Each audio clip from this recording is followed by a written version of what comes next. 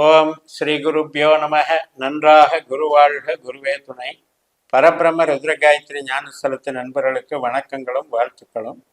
இந்த பதிவு மீனலக்ன அன்பர்களுக்கு சூரியனுடைய ராசி மாற்றம் மற்றும் நட்சத்திர மாற்றம் குறித்து பலன்களை பார்ப்போம்.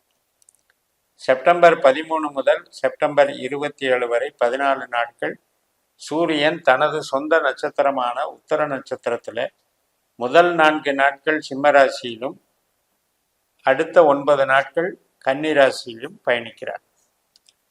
அப்ப சூரியன் அந்த சிம்மராசியினுடைய பலனை வலுவாக செய்கிறார். மீனலக்னக்காரங்களுக்கு சிம்மராசி என்பது 6ஆம் இடம். 6ஆம் இடம் என்பது வேலை, சர்வீஸ் பண்றது, கடன், பகை, நோய் இதையெல்லாம் குறிக்கிறது. வழக்குகளும் 6ஆம் இடம் தான். அப்ப ஒரு எதிரிகள்கிட்ட நம்ம ஜெயிக்கிற இடம் 6ஆம் இடம். ஒரு காம்படிஷன் எக்ஸாம் எழுதுறோம், அதுல நல்ல ரிசல்ட் கிடைக்கிறதுங்கிறது 6ஆம் இடம் தான். அப்ப அந்த அளவுக்கு ஒரு வலிமையை கொடுக்கறது, மாணவர்களுக்கு அந்த எக்ஸாம்ல டெவலப்மெண்ட்டை கொடுக்கறது, ஒரு வேலை பார்க்குறவங்களுக்கு ஒரு அங்கீகாரம் கொடுக்கறதுக்கெல்லாம் நல்லா இருக்கு.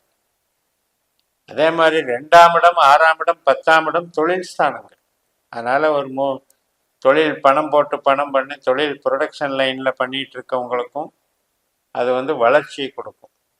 பேச்சு சம்பந்தப்பட்ட துறைகளில் இருக்கவங்களுக்கும், அரசு அதிகாரிகளாக இருக்கவங்களுக்கும், ஒரு தலைமை பொறுப்பில் இயங்குறவங்களுக்கும், சில பொறுப்புகளில் இன்சார்ஜாக இருக்கிறவங்க, உணவு, உடை, மருந்து சார்ந்த வேலைகளில் ஈடுபட்டிருக்கவங்க அனைவருக்கும் நன்மை கொடுக்கும். இந்த காலகட்டம் என்பது அந்த 27 வரைக்கும், செப்டம்பர் 13லிருந்து 27 வரைக்கும் இந்த 14 நாட்கள். அதற்கு அடுத்தபடி அந்த 27லிருந்து அக்டோபர் 10ஆம் தேதி வரைக்கும் சந்திரனுடைய நட்சத்திரத்துக்கு மாறினார். ஹஸ்த நட்சத்திரம். அந்த ஹஸ்த நட்சத்திரத்துல தான் கேது போயிட்டு இருக்கார். அந்த கேதுவோட போய் சூரியன் கிராஸ் பண்ணும்போது சூரியன் கேது சேர்க்கை பலனை தர்றாங்க. அது 7ஆம் இடத்துல நடக்குது. 7ஆம் இடம் என்பது என்ன? நம்மளுடைய கணவன் மனைவி 2 பேருடைய ரிலேஷன்ஷிப்பை குறிக்கிறது. கஸ்டமர்னுடைய ரிலேஷன்ஷிப்பை குறிக்கிறது.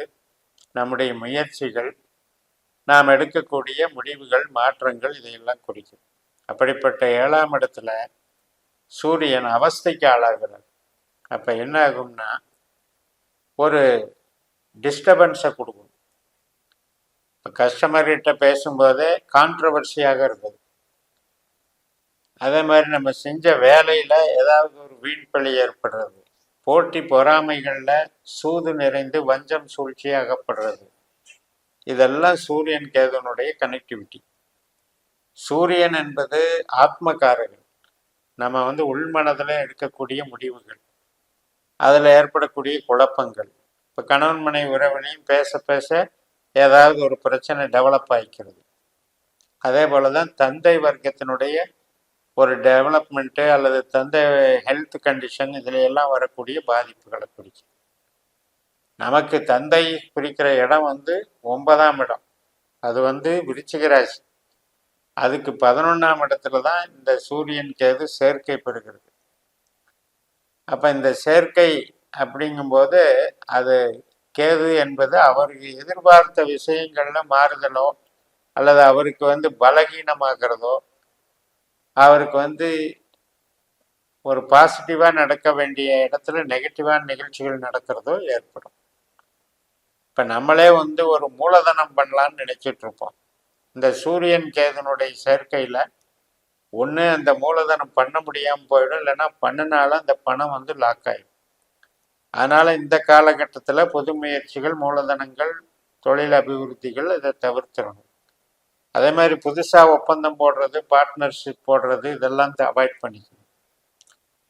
புதுசாக ஒரு நபரை நம்பி செய்யக்கூடிய காரியங்கள் செட் ஆகாது.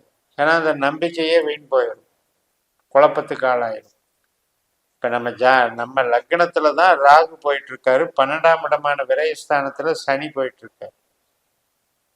அதனால இப்போ நம்ம அந்த சூரியன் என்பவர் நம்ம சர்வீஸை குறிக்கிற கிரகம்.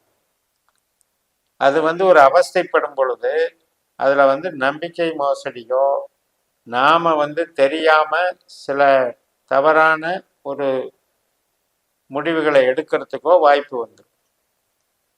அதே நேரத்தில் நம்மளுடைய தாயார் சம்பந்தப்பட்டது, உறவுகள், சொந்த பந்தங்கள், வீடு கட்டுறது, இடம் வாங்கிறது, வாகனம் வாங்கிறது, இது சம்மந்தப்பட்டதுலேயும் இந்த 13 நாட்களில் கொஞ்சம் குழப்பங்கள் வந்துடும். அது மாதிரியான முயற்சிகளில் கூட இந்த நாட்களில் அவாய்ட் பண்ணுங்க. செப்டம்பர் 27 முதல் அக்டோபர் 10 வரை. அதனால் ஒரு தீவிரமான சிகிச்சைகள், ஒரு ட்ரீட்மெண்ட்டு, இதுக்கெல்லாம் போயிட்டு இருக்கும்போது அது சம்மந்தப்பட்டதில் டிஃப்ரென்ஸ் ஆஃப் ஒப்பீனியன்ஸ் வரும், குழப்பங்கள் வரும். அதாவது எதை செய்யறது, எது வந்து நமக்கு நல்லது பண்ணுங்கிறதுலையே வந்து நம்ம தேர்ந்தெடுக்க முடியாமல் குழம்புறது அப்படிங்கிறது. ஸோ இந்த விஷயங்கள் எல்லாம் கேதுவினால சூரியன் சேர்க்கை ஏற்படக்கூடிய விளைவு. அந்த நாட்களை வந்து நம்ம அவாய்ட் பண்ணிக்கணும். நம்முடைய ஜனன ஜாதகத்தில் பாஸ்கர அஸ்ட்ராலஜி சிஸ்டத்தில் கணிச்சு பார்க்கணும். 12 பாவத்திற்குமான உபநட்சத்திரங்கள் கிடைக்கும். அதில் வந்து 8ஆம் பாவத்துக்கு 12ஆம் பாவத்துக்கு உபநட்சத்திரமாக சூரியன் கேதோ வந்தால் ரொம்ப ரொம்ப எச்சரிக்கையாக இருக்கணும். இந்த 7ஆம் பாவத்தின் மூலமாக நம்ம கஷ்டத்தை அனுபவிக்க போகிறோங்கிறது அது சொல்லுது. இல்லை வேற பாவத்துக்கு உபநட்சத்திரமாக இந்த சூரியன் கேது வந்திருந்தாலும் இந்த 2 கிரக சேர்க்கையினால 7ஆம் பாவத்தில் அந்த பாவ ரீதியான பிரச்சனைகள் அங்கே ஏற்படும்.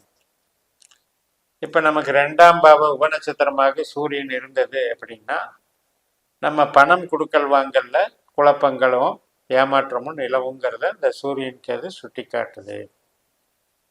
அதே போல் 5ஆம் பாவ உபநட்சத்திரமாக ஒரு கிரகம் வருது, சூரியன் வந்ததுன்னா அது இந்த கேது சேர்க்கையில் குழந்தை வழி நமக்கு ஏற்படக்கூடிய சஞ்சலங்களை குறிக்குது.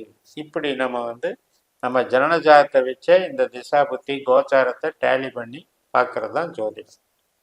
இப்போ நம்ம பொதுவான பலன்களாக சொல்றது எல்லா வயதினருக்கும், சிறந்த குழந்தையிலிருந்து வயதான முதியோர் வரைக்கும். லக்னம்ங்கிறது மீனம்னு வந்துட்டா இந்த இடத்துல இந்த கிரகம் போகுது, இன்ன நட்சத்திர தொடர்பின் மூலமாக இன்னென்ன பாவங்களுக்கு அது கெடுதலையோ நல்லதையோ வந்து பண்ணுதுங்கிறத சொல்றதுக்கு தான் இந்த பதிவுகள். ஆனால் உண்மையிலேயே நடக்கிற நிகழ்வுகளுக்கு நம்ம கேள்விகளுக்கும் பதில் சொல்றது நம்ம அந்த பாஸ்கர அஸ்ட்ராலஜி சிஸ்டத்தில் கணிச்சு பார்த்து அதனுடைய தன்மைகளை உள்வாங்கி நம்ம கேட்குற கேள்விகளுக்கு சரியான பதில்களை பெறலாம். அந்த வகையில் ஜோதிடத்தை பயன்படுத்துங்கள் என்று கூறி நிறைவு செய்கிறேன். இந்த சேனலை சப்ஸ்கிரைப் பண்ணி ஷேர் பண்ணுங்கள். உங்கள் தனிப்பட்ட ஜாதக பலாபலன்களை என்னுடைய வாட்ஸ்அப் நம்பரில் தொடர்பு கொண்டு பலன் பெறுங்கள். உங்களிடமிருந்து விடைபெறுகிறேன். உங்கள் JMS. நன்றி, வணக்கம்.